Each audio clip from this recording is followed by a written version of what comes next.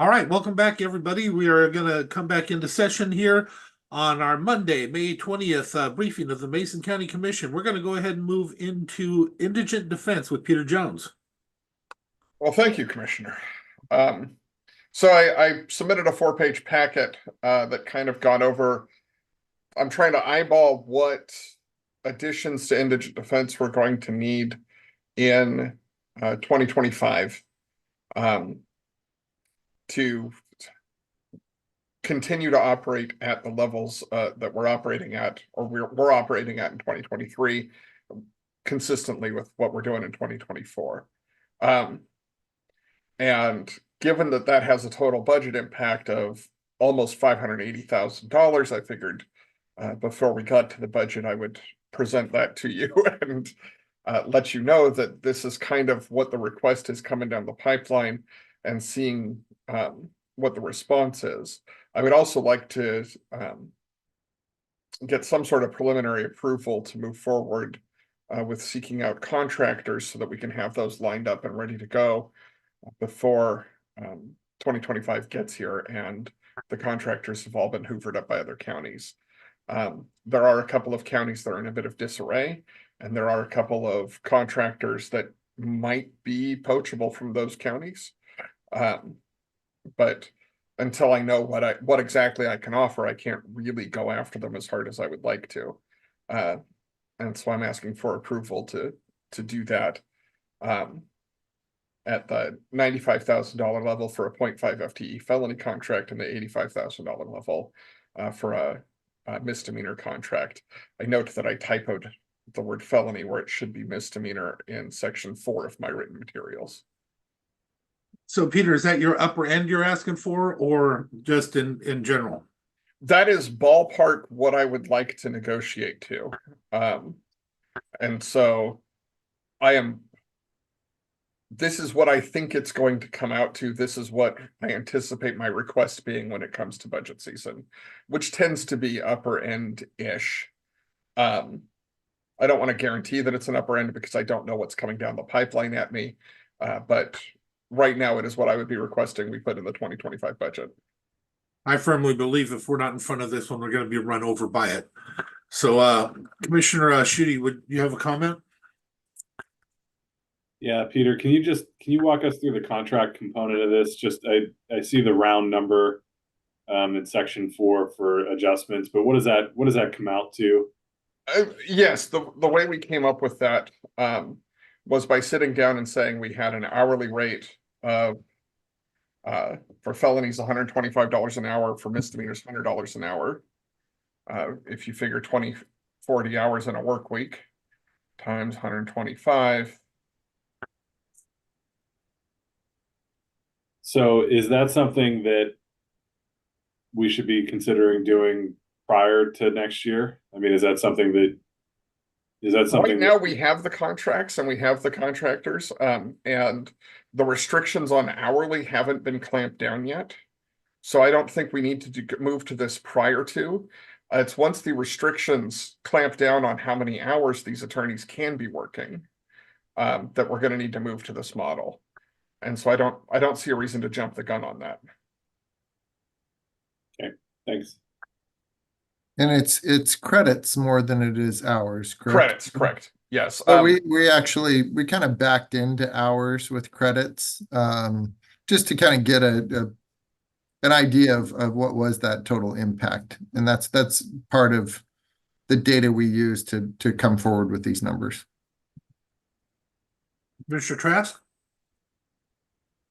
Well, Peter, first I want to thank you for your diligence in working with this new cost to the counties.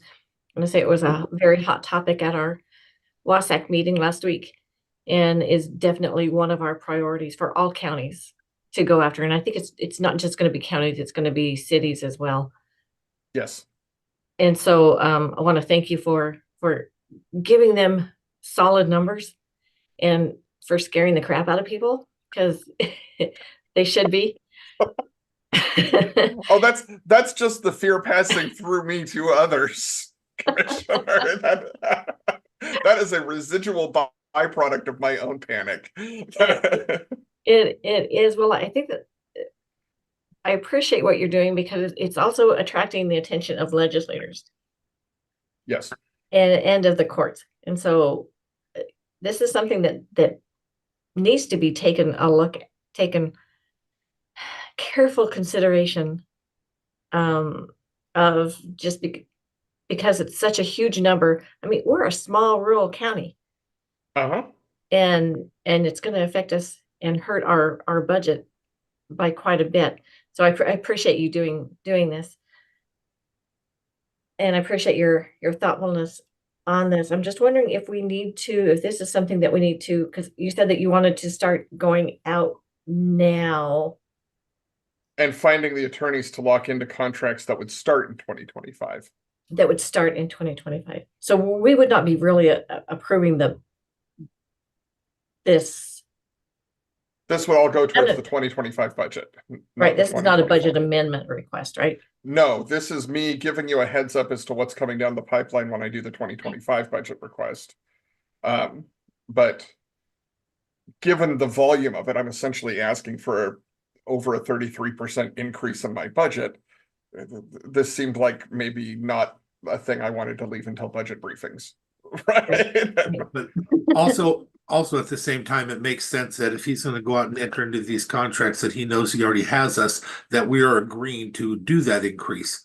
Yeah. And that's what I would like to make sure I'm clear with. I think we need to do this. I think we need to do it now. I think we need to get them scheduled for January 1st to be in front of the others. And I think we need to tell him that we're gonna, our most likely, because we can't have that vote today, really, will be that we will increase his budget by this to eat this up, so that he can go out and do it. Because if he does it and then doesn't get the increase, he's gonna have to let people go. Yes. So I'm supportive of him going forward with this, guys, and I think it's a good idea to start doing it now, and just know we are going to have that effect next year no matter what.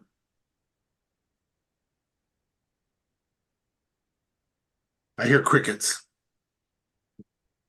Oh, I wasn't finished and then you took over, so. Oh, sorry, my apologies. That's okay. No, I support it. That's what I was going to say. Yeah, I look forward to reviewing it as part of the budget process. I think it's a very scary new reality for us, and I think when we get into budget deliberations, I think we have to prioritize the things that are mandated, and it certainly falls under that category. So It does, sadly. I was hoping to hear that I could start this process of working these contracts out with these people at these rates, and it seems like I have at least 2 commissioners that are supportive of that. Now, are you counting me as one of the 2, or? Yes. Okay, so you count me as one of the 2? No, you hadn't said whether you were supportive of me doing that or not. Oh, I thought that was implied when I asked if you thought we should enter into those contracts now. No, I hadn't. I took that as a question and not as an implication. Well, my willingness to enter into those contracts now should maybe indicate that I'm interested in you negotiating those contracts at least, right? Sounds like we have 3. And sorry about the jumping in. I'm on a sugar high. I just got done eating one of those Pop-Tarts. The effect that has on a man is crazy. Okay, what else? Any more questions for Peter? Peter, do you have anything more for us? No, that's the big one. Obviously, I submitted some status updates in that briefing packet as to where we are in the committee, where we are with the Supreme Court, all of that. But that's just an ongoing update.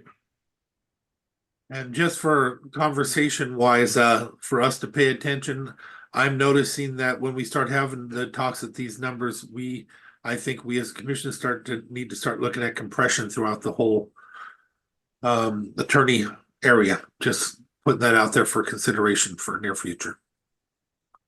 All right, thank you, Peter. Right, thank you. Next up, I have Public Health, Dave Windom. Hey, good morning again, commissioners. So this morning we have back with us Melissa Casey. So Melissa's going to take this next piece. Good morning. I can barely Wait. Morning, commissioners. Morning. This morning, the briefing we have for community health is consolidated homeless grant contract amendment, as well as subcontract amendments for the fiscal year 24 inflationary funds. These are funds from Commerce for staff training, staff retention that we already did an RFP for in fiscal year 23. So they were awarded to all of our homeless service providers. So we just have amendments to approve these funds for this year, which means they will need to be spent by the end of June of 24. So we have about a month. And the commerce contract is attached as well. And this also includes fiscal year 25 funds for, let me see what line item that is. I think these are just the CHG standard funds for fiscal year 25. So we are just asking for approval of the commerce amendment as well as the subcontract amendments for the inflationary funds for our subcontractors. Commissioner Trask. No, I like it. Commissioner, With me as well. me as well.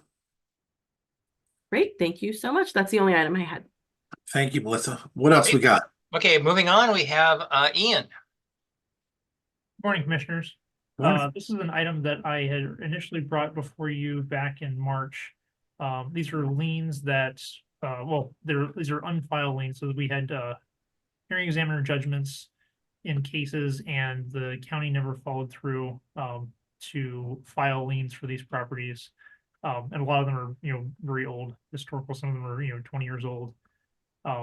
So the request was to cancel or forgive those liens, since it didn't seem like it was feasible to follow up on them. And at that time, the commission had asked me to gather some additional information and to see if there was any way to continue to collect on those.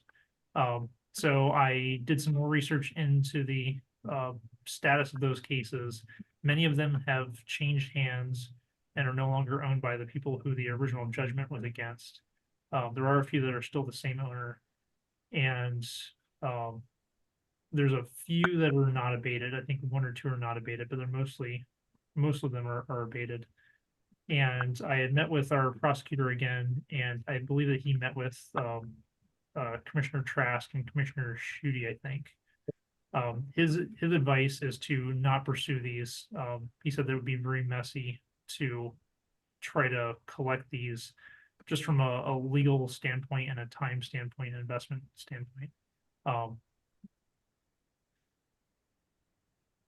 Comments, complaints? I don't know if you had to look at it. That's right, Commissioner Schutte.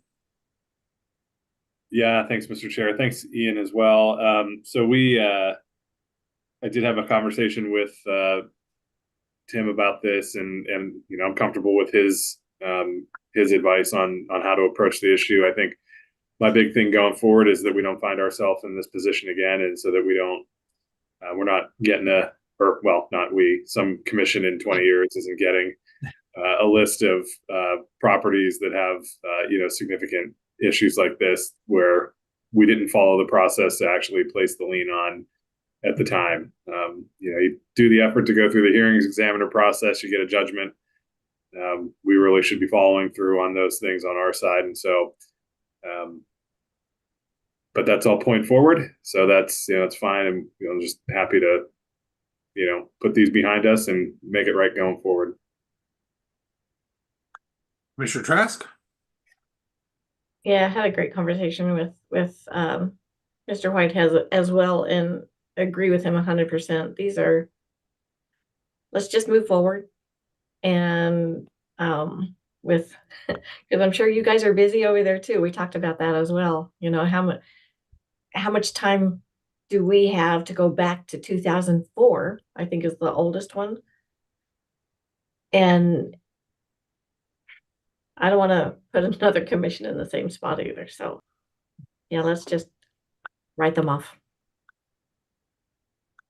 So Ian, I think you have 3. So what else can we do to help you on that? We can just mark these as canceled.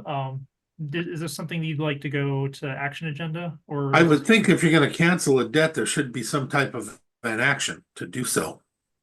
Okay, it's not an official debt, like it hasn't been lien, so yeah, I agree. I'll see what kind of language I guess would be good for this and move Well, it. interesting enough, for all we know, 10 years ago, there could have, or more before I was here, there could have been somebody already said the same thing we said, but never put it onto paper. Yeah, I agree. All right, I'll get something together and put it on not tomorrow, but the following. Yeah, we're in no hurry. Okay, All right, thank you. thank you. That's all I have. Obviously in no hurry. Right. Okay, next thing we have Casey. Hello, Commission. We have, Hi, this Keith. is for a budget amendment that I've submitted to Jennifer for the upcoming budget amendment. It's a contract that we entered into last year. It was from HCA, and we also entered into another contract with ORS. So it's basically a pass-through grant. And it was for a little over $1 million, but it's pretty much just flowing through us. And it was done at the end of the year last year, and it didn't hit the original budget. So there's an amendment to take into account those two contracts. And it's an in and out. There's no additional costing. Commissioners? I am all good with it. Looks good to me. Thanks, Casey. Same here. Thank you, Casey. Thank you. Okay, Commissioners, that's all I have. If you have any questions. Anybody have anything for Dave? Yeah, just real quickly, Dave, you and I had spoken this morning. Just maybe you could just fill the commission in a little bit on the 1115 waiver and the reentry program. I know you're going to run some of that down, but just to kind of tee it up for them that we may be having some future discussions about that here in relatively short order. Hopefully. Yeah, relatively short order. Absolutely. There's a short timeline on this. So I did have a discussion last week with a couple of boards. One was Peninsula board, and then also with Choice. And what we're seeing is this reentry program funding is coming out of Healthcare Authority. It's going to multiple places, and it's creating some confusion out there in the community and who's doing what. So trying to get some of that tracked down. Choice is going to be doing some of the reentry work. Peninsula is going to be doing some of it, but some of it's being sent directly to the counties, directly to the jails. So I'm going to go ahead and explore that, see what we need to do to put an application in for that. As I don't know what the implementation timeline is like for these other funds. We don't know for sure when those are coming through the Medicaid Transformation Project 2.0, when that's actually going to hit. So when it's going to hit budgets, when it's going to be out there for RFPs.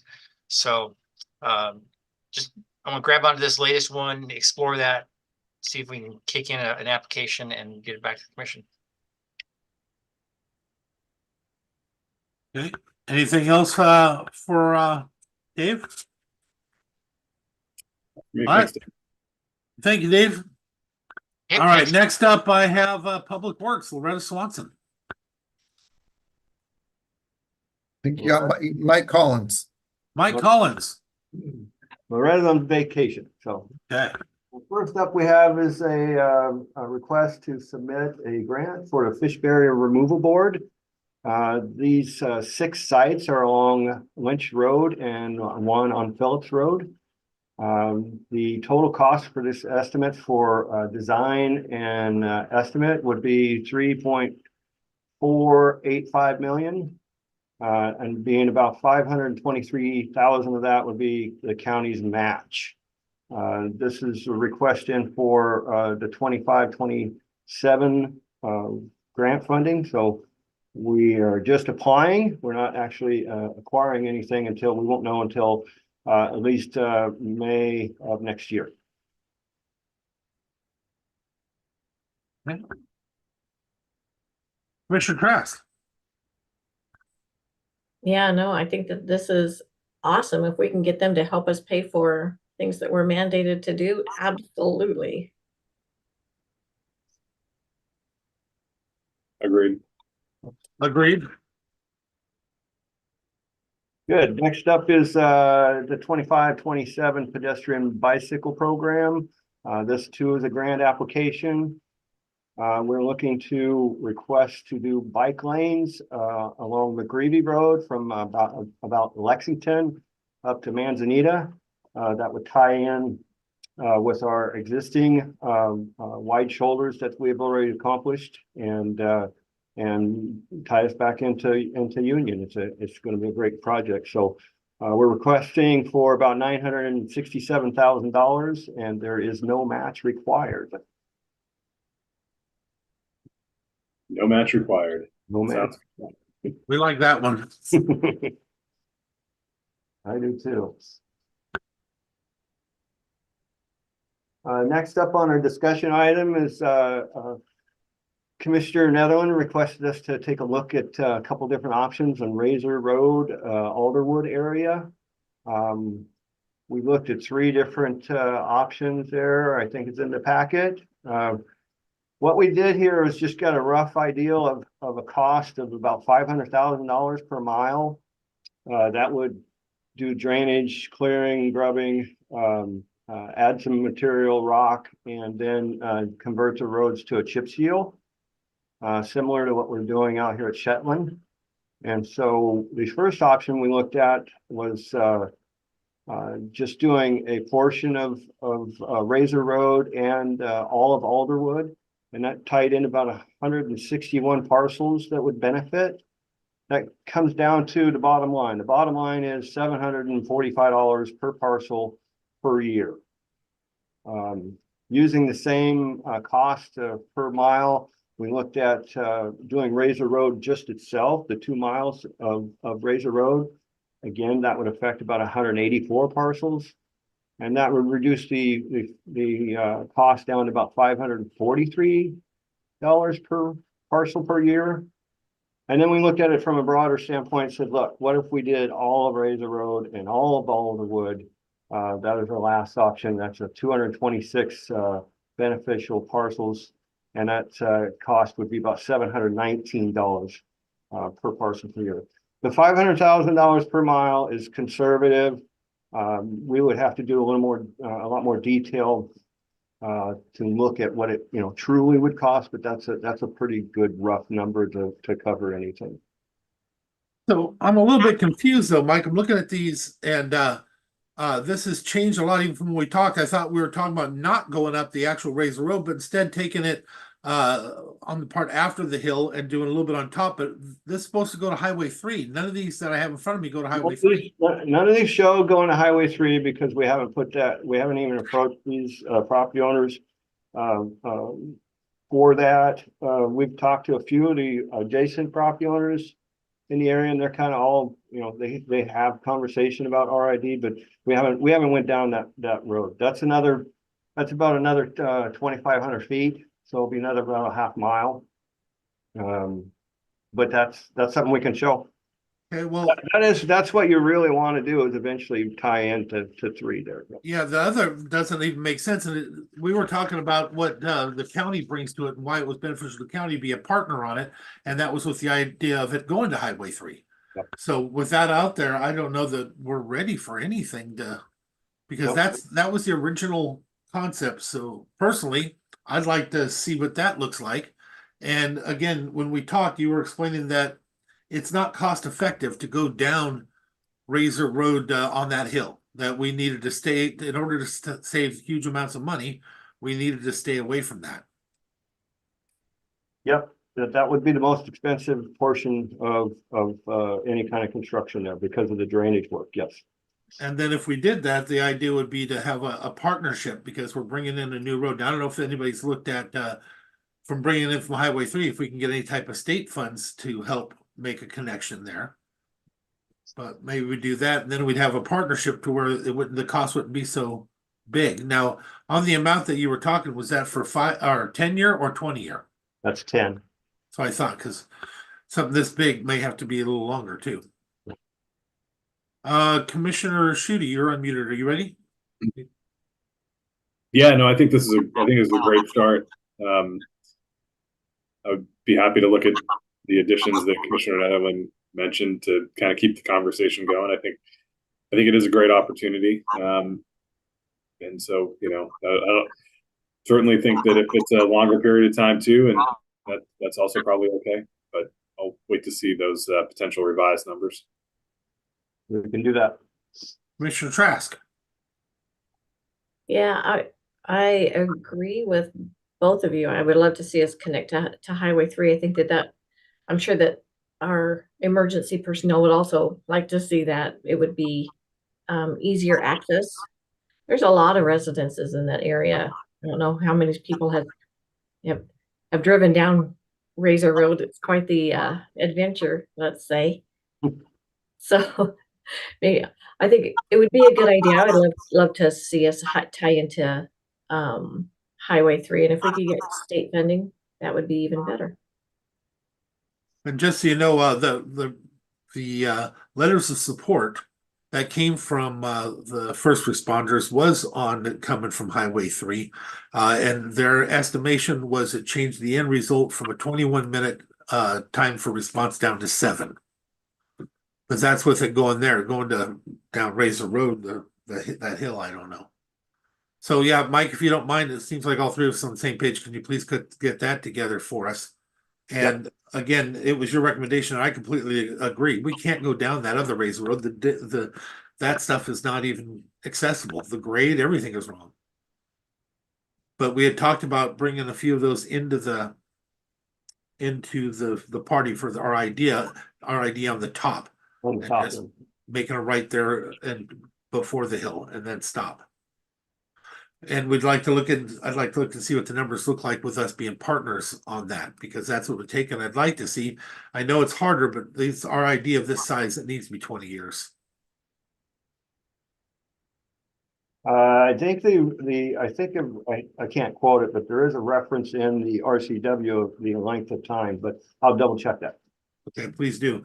Because I thought there was a preference, but it could be done in a 20-year span when needed. Or maybe it was refinance at 10. I don't know. All right, anybody have anything else on that? Then thank you for bringing it forward. What else you got for us? That's it. We're good. Okay. All right, thank you. We're moving through. Then commissioners, do you have anything for Public Works? Nope. Okay, thank you very much, Mike. Thank you. Next up, we have Support Services. Mark.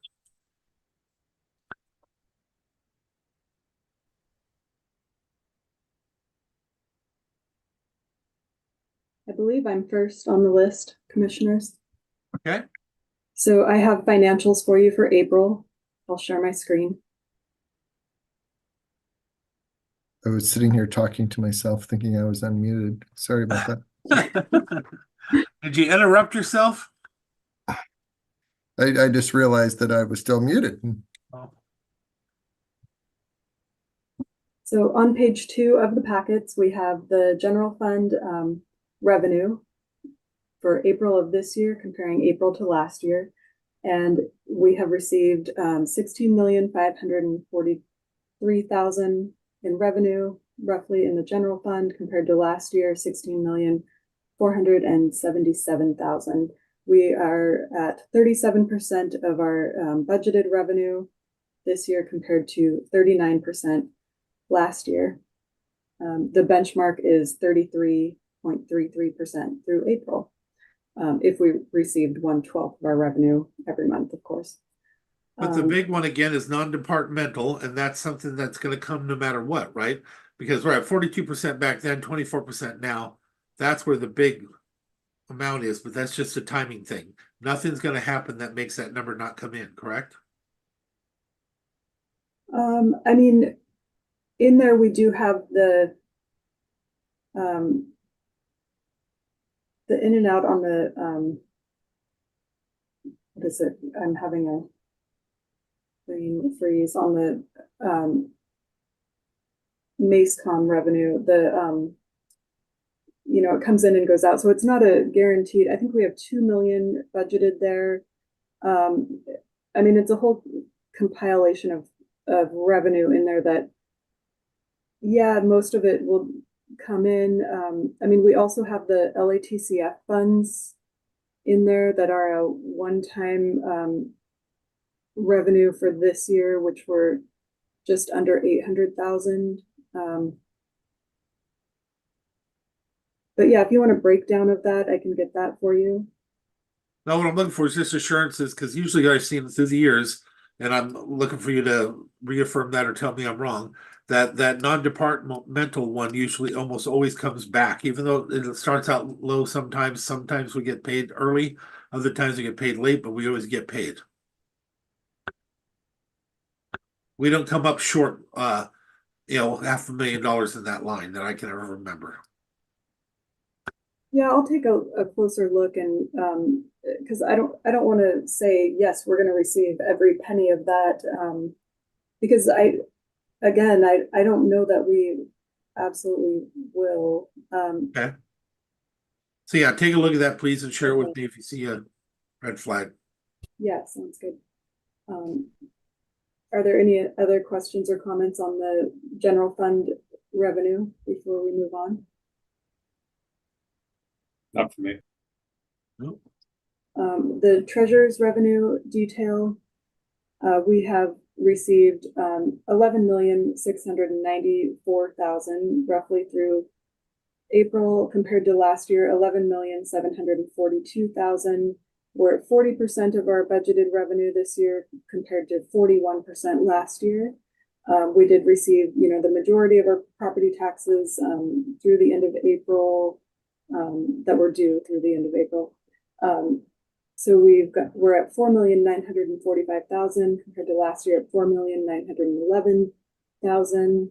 I mean, most of our revenue is pretty consistent, just slightly above last year in most areas, besides like franchise fees are a little bit down. The city county assistance is slightly less than what it was last year. But yeah, everything's looking pretty consistent. The current expenditures, we have expended 15,354,000 through the end of April compared to last year, 14,674,000. We're at 30% of our budgeted expenditures this year compared to 31% last year. We do have a lot of vacant positions right now. I think it's close to 40 vacant positions, which is a lot. So the fact that we're at 30%, I mean, last year we had a lot of vacant positions too. But this number could be much higher if we were fully staffed. The special fund 6-year recap. Community development revenue is up over the previous 5 years, and everything else is looking pretty consistent. Sales tax, of course, is up just a little bit, and then the rural sales and use tax fund follows along with that. So it's up over the previous 5 years. Filings are slightly up over last year, so that's a good sign. Lodging tax is up over the previous 5 years. And then REIT is up slightly over last year. So any questions or comments on that? No. Jennifer, just real quick, and you might be getting to it further down in the presentation, but what did we budget for 09 this year? For 09, we budgeted 99,000 to the EDC. No, I mean just top line. How much were we anticipating receiving, not actual line items we contract with? I would have to go back and look at how much we budgeted for them. So I'm not remembering off the top of my head. I'll get back to you on that. Okay, thanks.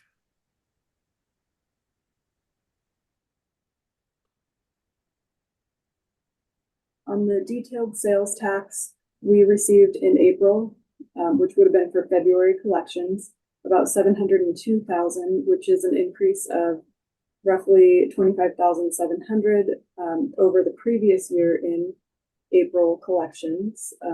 So that's a good sign. Things are, still going up. With the sales tax, we're on track to receive approximately 9.6 million if things continue on as they have, or if we get the same amount of revenue between May and December as we received last year, then we're on track to receive 9.6 million this year, and we budgeted 9.2 million, which is, less of a gap than has been in previous years. We've really under budgeted our sales tax in previous years, so that's good that we upped it a little bit, and we're still on track to receive more than we budgeted. So In rural sales tax, it was 1.1 million, Commissioner Schutte. Excellent, thank you. On the 6-year financial recap, we have about 28.6 million in cash, and you can see all of our reserves. Here we have right now about 9.5 million in unreserved cash. This is probably the highest our cash is going to be, I would think, throughout this year, and then we'll start, spending that, and then receive our second big amount of property tax in October. We again are at 37% of our budgeted revenue in the general fund, and then 30% of our budgeted expenditures in the general fund, which is pretty consistent on both the revenue and expense side with the previous 5 years of budgeting. Slightly less on the revenue side, but we've budgeted more revenue than we're usually way too conservative with our revenue budgeting. So we did increase that, and so we're seeing 37% instead of the previous couple of years, 39, 40, 39. And then again, if we were fully staffed, we would see less of a gap between the revenue and expense. The special fund cash balances, we have a total of 65,800,000.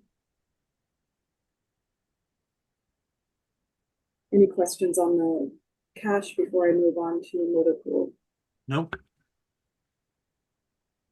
Okay, in the motor pool, we budgeted 1.936 million, and we have expended through April 431,000 roughly, and so we're at 22.24% of our total budget in motor pool.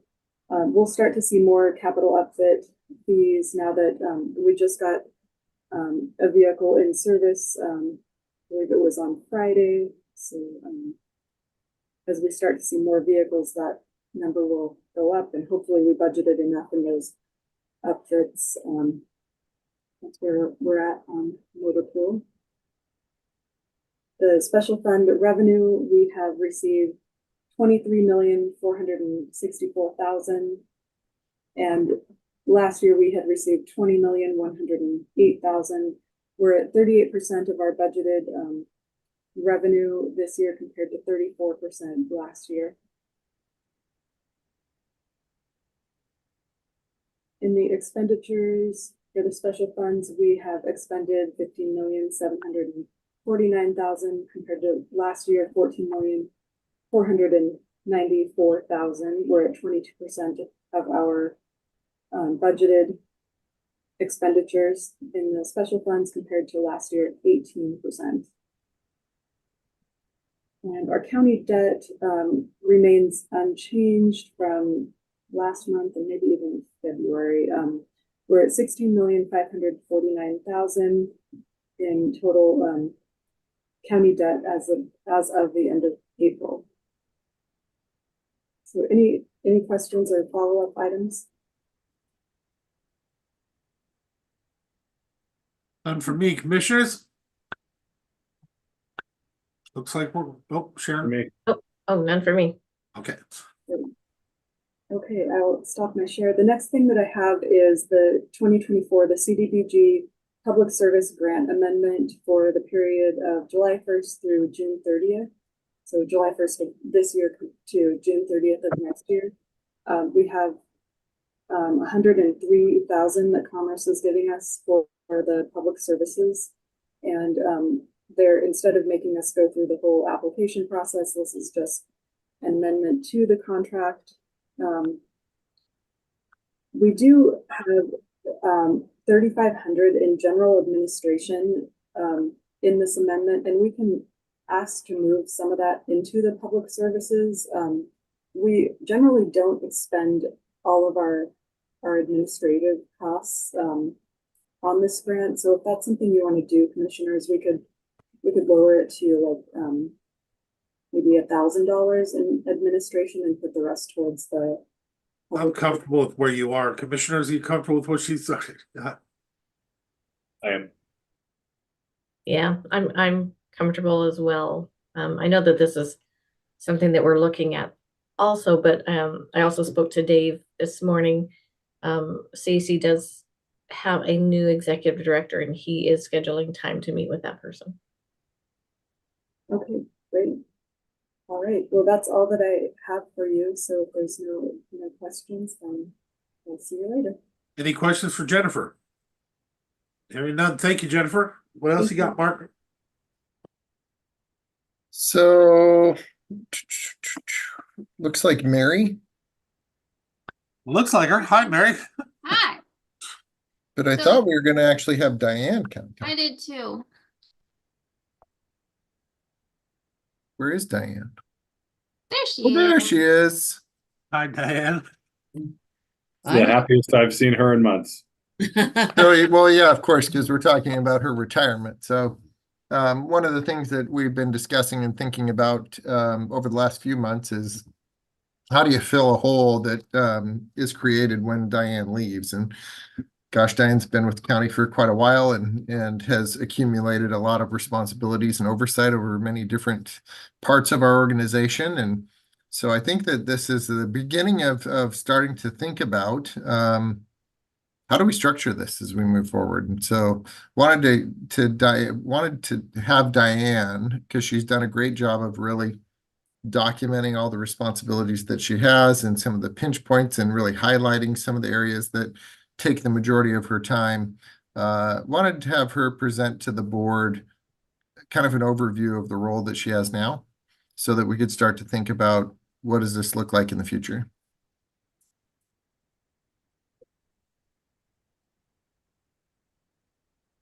Diane, I did you know. have anything that you wanted to present or? Oh, I have lots, but I'm thinking.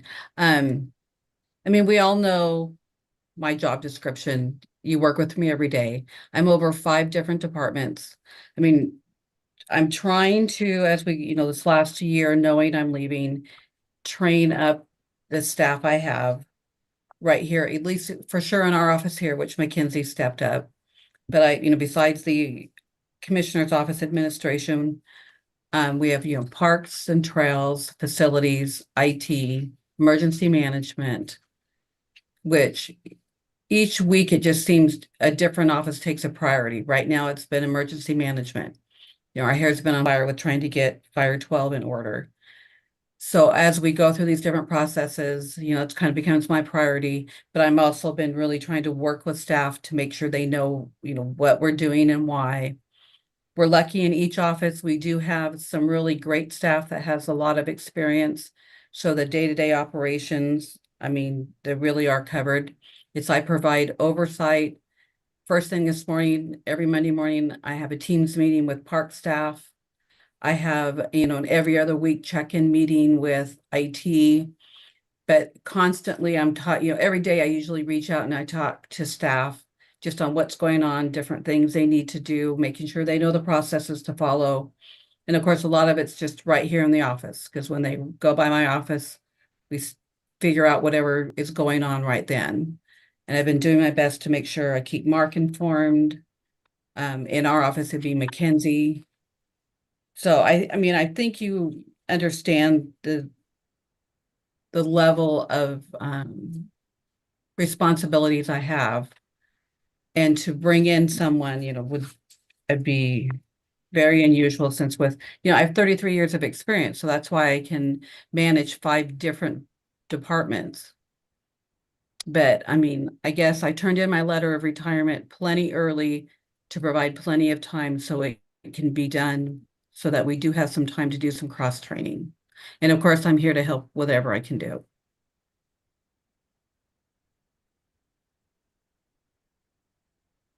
But TikTok commissioners, we got to move. Well, I included in the packet our current kind of org chart just for as a reference. But I really wanted Diane to paint the picture and just have some commissioner discussion around what are we thinking for a path as we move forward as a county. Well, are we going to think about this a little bit after looking at it, or are you actually asking us to throw some ideas on how to make this happen now? Whatever you're more comfortable with. I would rather have some look at this, think about it, and then have some conversations with the administrator first, and then bring it back. That's what I'd rather see, so we can try to dial us all together a little bit. What about the other commissioners? Where are you at? Yeah, I'm fine with that. I mean, I do feel like there's a sense of urgency here. I think we all share that, just because, I think this is going to be a seismic shift in our operations and in our office. And I will say this: I don't think that the current makeup of the position in the org chart is normal or reasonable to expect that we're going to be able to continue it. And so I think I do recall there being a couple of options that were floated around and some sort of high level conversations. So, I think we should revisit those and take a look and kind of figure out what we think is going to work best for our office. But I mean, ultimately, this position has provided Diane in particular. It's not the position in this case. I mean, Diane has provided such a critical level of service to the entire county, and is, irreplaceable in that sense. So we have to kind of take a look at what the options are, come up with a normal, reasonable, non-Diane, type of organization here, because it's just, it'd be impossible to put that on anybody else, because they don't have that scope of knowledge, the years of history and expertise that Diane has built. So we just have to be realistic in our expectations, I think.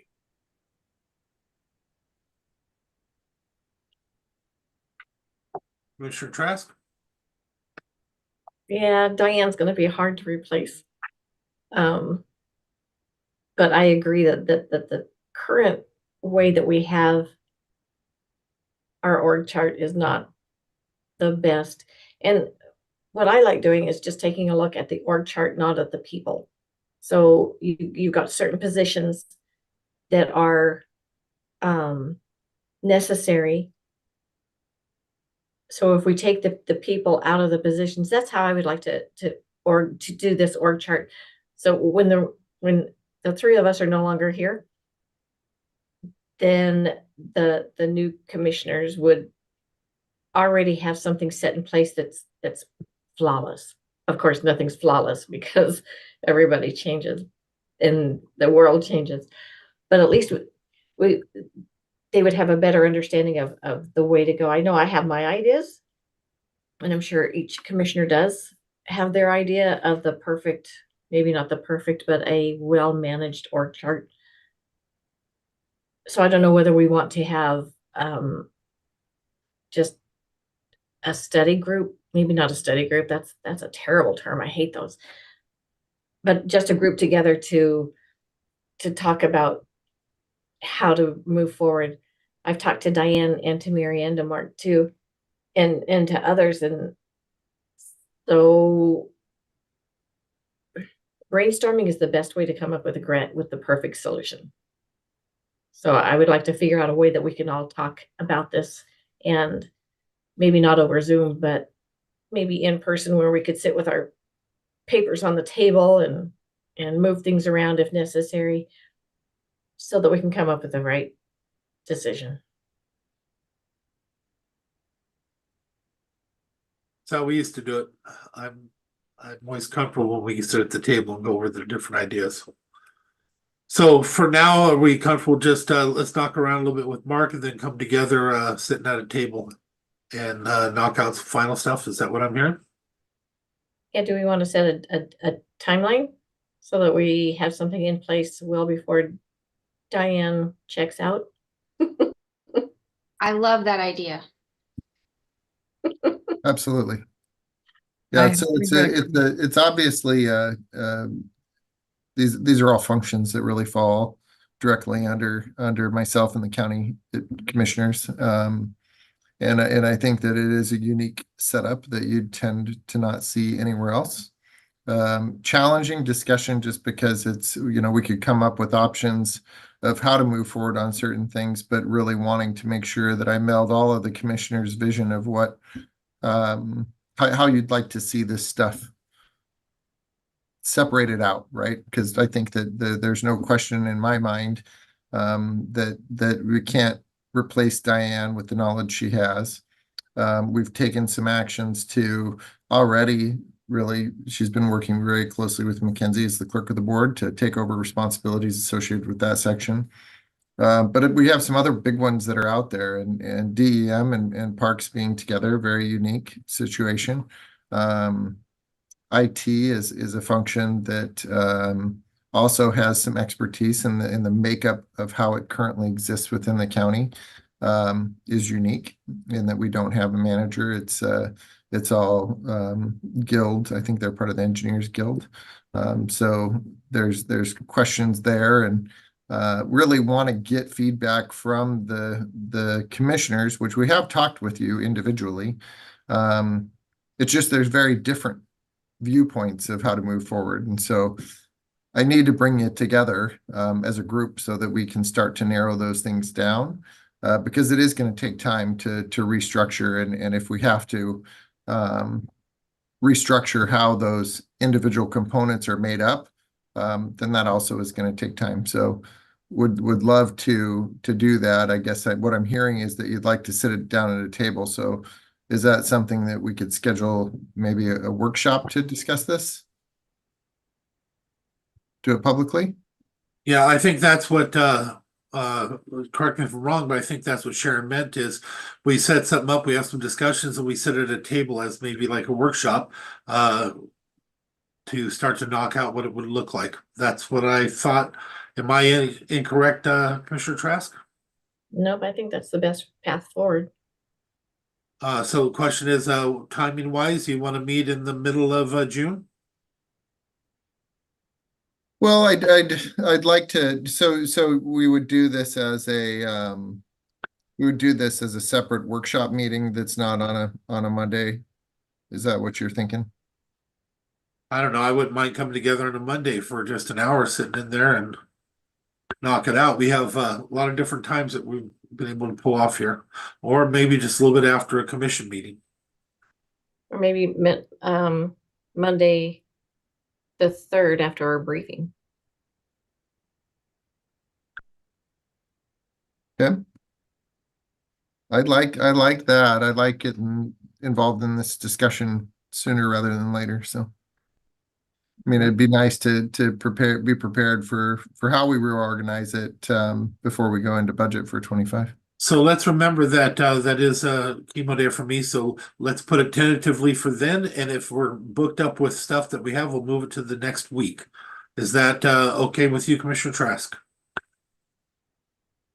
Yeah, that would be fine, or even after our commission meeting on the 4th. So we could do it either the 3rd or the 4th because both of those days are regular meeting days. Are you in agreement with that, Kevin?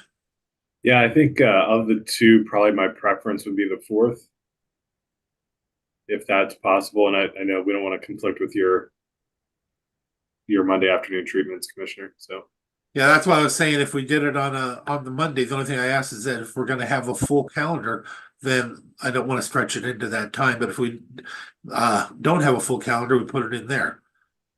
And why don't we shoot for the 4th? Huh? Why don't we shoot for the 4th? Okay. I think that looks great. So Mary, does that work with you? It does. Looks like you're here, so. All right. And Diane, is that one of the days that you actually work now? Yeah, it's not a Friday, so I'll make every effort to be here. Don't go pissing her off before she. What are you thinking? I actually, yeah. I mean, Diane's amazing. So she's done a great job and I rely on her every day. So when she's gone, I stress out a little bit, but we're making it through. Yeah. Okay, what else you got for us, Mark? So that's what I had on the specific agenda that we were going to talk about today. I do have an administrator update that I'd like to discuss with the commission on some activities that occurred over the weekend. So over the weekend, Fire District 12 came together and Commissioner Netherland actually sat down with the existing fire commissioners and kind of talked about, hey, what does this look like as we move forward and how do we move forward? Because obviously we're in a state of disaster in Fire District 12 area and working with the state to get some resources to cover that area before we can actually set them out on their own again so that they can actually get their insurance. That's the big issue is that their insurance, they're no longer covered under their insurance as of Friday.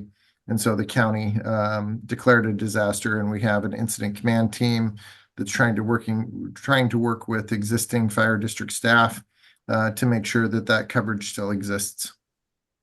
Over the weekend on Sunday, the three commissioners came together and all three commissioners resigned. So that now brings the responsibility of appointing two new commissioners to you all. Would like to get that done as quickly as possible. And so Diane has already came up with a news release associated with advertising the open commissioner positions. I believe that we would be looking for positions 1 and 3. And the reason we're looking at positions 1 and 3 is because whoever we point into these positions would serve the remaining term. And positions 1 and 3 have the shortest remaining terms. So those individuals within those appointed positions would serve until the end of those existing terms. And then if they chose to, they could rerun, or that position would be open for other people to file to run for that position. So what we're recommending is that we go ahead and announce that we are seeking individuals interested in serving as a Fire District 12 commissioner.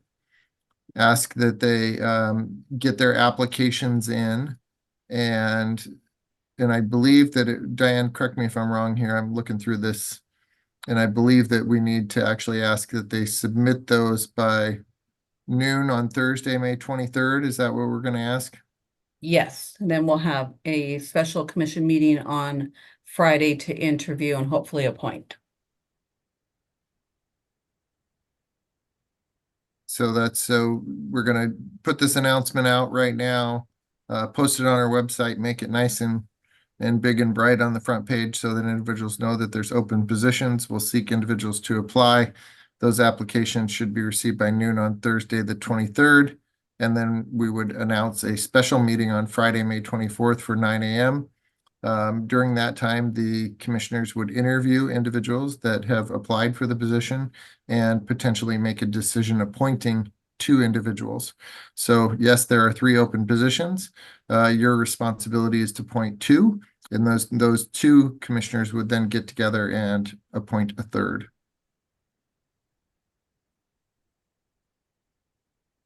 Yep. So synopsis, we're letting everybody know today. Tomorrow we're taking the official action to open it up. It'll be open for 3 days. Get your stuff in by noon on on Thursday. Then on Friday we're going to have our interviews, and we're looking to appoint immediately that day. Is that a good roll up? That is a great roll up. And just to let Mackenzie know that this is something we'd have to add to our agenda tomorrow. And I want to throw in one little thing, a very special thank you to all 3 of the commissioners and everybody and from that community for standing up to do the right thing in order to protect everybody. And thank you for the community for literally standing down. So we made sure everything stayed so smooth. Everything was handled so professionally. And there's just a whole list of people we have to thank for allowing us to get all this done. Thank you to Matlock and all community and everybody out there. Okay, you have anything else for us, Mark? I do not. Do we have anything for Mark? Hearing none, I will entertain a motion. Mr. Chairman, we adjourn. I'll second. I just had a remembrance back when we were doing this now on our briefings because somebody was all over our rand and we haven't seen them in years. So with that, all in favor say aye. Aye. Aye. We are adjourned. Have a great one, everybody.